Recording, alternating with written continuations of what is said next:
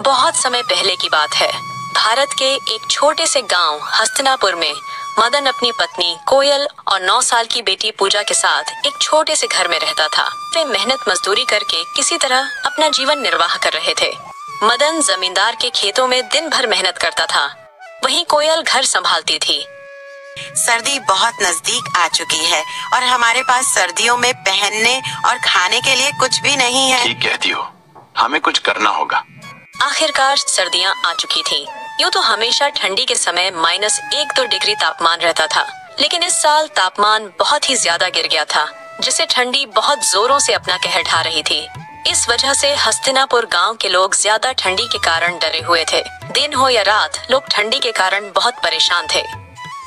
हे भगवान, ये कैसी लीला है।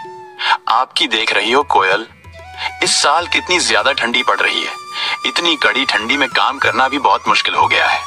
घर से बाहर निकलते ही पैर ठंडी के मारे सुने पड़ने लगते हैं। इतनी ज्यादा ठंडी में तो घर से बाहर निकलने का मन भी नहीं कर रहा। ना जाने इस साल की ठंडी कैसे कटेगी। ठीक है कोयल, अब मैं काम पर चलता हूँ, नहीं तो जमींदार गुस्सा करेगा। ठीक है जी, सर्दी में ध्यान रखिएगा।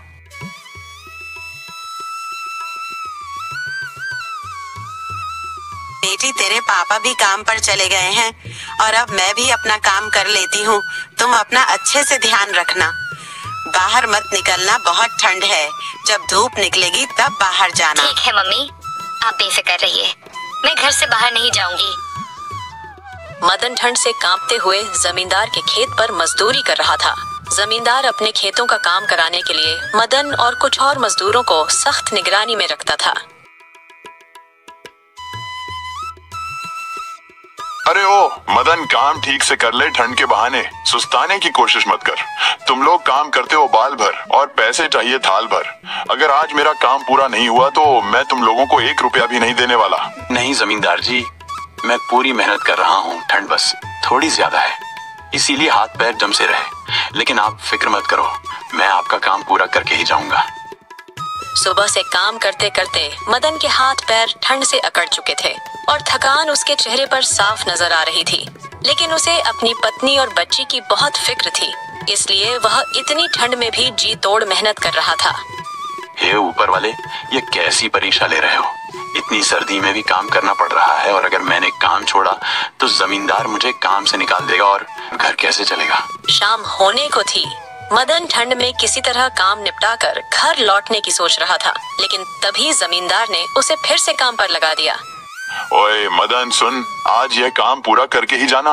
अगर थोड़ा सा भी काम छूटा तो समझ तेरी नौकरी तो गई। जी जमींदार साहब, जैसा आप कहे। मदन चुपचाप फिर से काम पर लग जाता है। वह बेचारा कर भी क्या सकता था, मजबूरी उससे यह सब करवा रही थी। और उधर हस्तिनापुर गांव में ठंड से सभी का बुरा हाल था। गांव का चौपाल, जहां अक्सर लोग बैठकर बातें किया करते थे, अब वह सोना पड़ा था और बेचारे गरीब लोग अपने अपने घरों में दुबक चुके थे। अब तो आग ही उनका एकमात्र सहारा थी। गांव का एक बुजुर्ग, जो अक्सर गांव वालों को इकट्ठा करके कोई न कोई उपाय बताता था, इस बार भी चौपाल पर पहुंचा। उसने 4-5 लोगों को इकट्ठा करके कहा, सुनो, इस बार ठंड बहुत भयानक है। अगर हम सब मिलकर कोई उपाय नहीं करेंगे तो कई लोग इसकी चपेट में आ जाएंगे। हमें जंगल से और लकड़ियां लानी होंगी और हर घर में अलाव जलाने की व्यवस्था करनी होगी। लेकिन दादा, इतनी ठंड में जंगल तक जाने की हिम्मत कौन करेगा।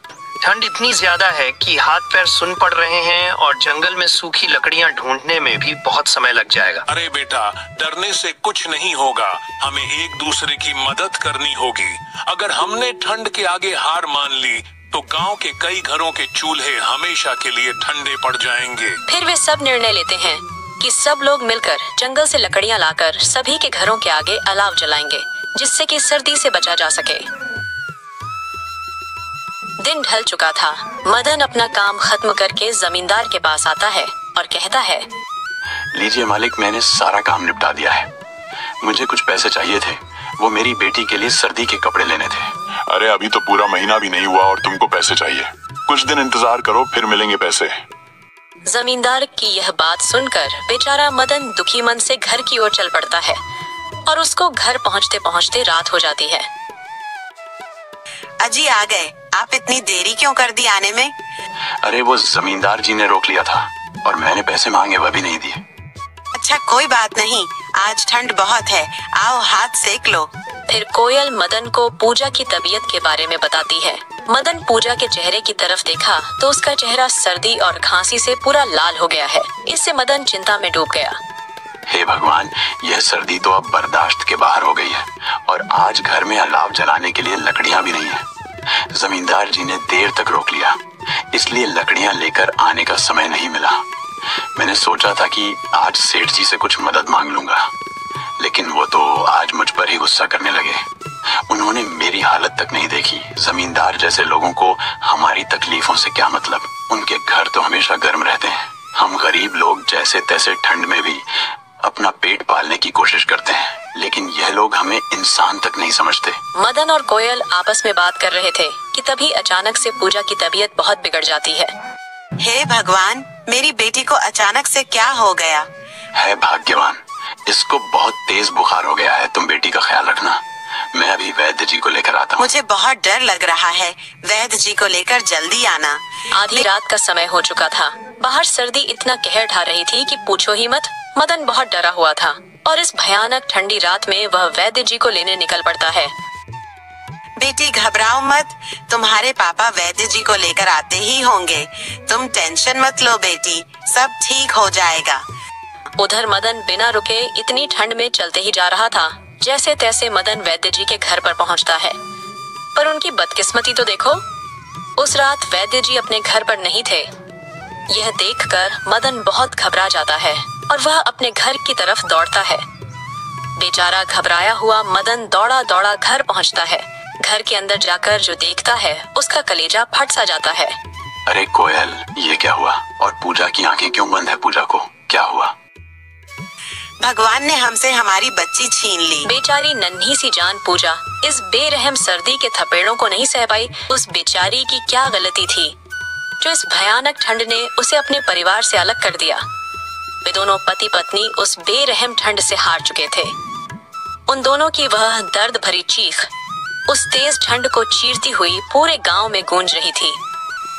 उस रात की ठंड बहुत भयानक थी जो अच्छे खासे की जान ले ले। वे दोनों पति पत्नी अपनी बेटी के पास बैठे बैठे उसको खोने का शोक मना रहे थे। वे अपनी किस्मत को कोस रहे थे कि क्यों भगवान ने उन्हें इतना गरीब बनाया जो अपनी बच्ची को ही ठंड से नहीं बचा सके। अगली सुबह गांव वाले मदन के घर आते हैं। मदन और कोयल को अपनी बेटी के साथ घर के अंदर एक दूसरे का हाथ पकड़े ठंड से जम चुके पाया। उनके चेहरों पर एक अजीब सी शांति थी, मानो उन्होंने अपनी बेटी के पास पहुंचकर सुकून पा लिया हो। ठंड ने एक और परिवार को खत्म कर दिया। हमारे आसपास भी बहुत सारे ऐसे गरीब और लाचार लोग हैं जो मौसम की मार से अपनी जिंदगी गवा देते हैं। तो ऐसे लोगों की जरूर से मदद करें और इस वीडियो को ज्यादा से ज्यादा लोगों के साथ शेयर करें। इससे जो भी अर्निंग होगी ये चैनल उससे किसी गरीब की हेल्प कर पाएगा। अपना और अपने परिवार का ख्याल रखें। धन्यवाद।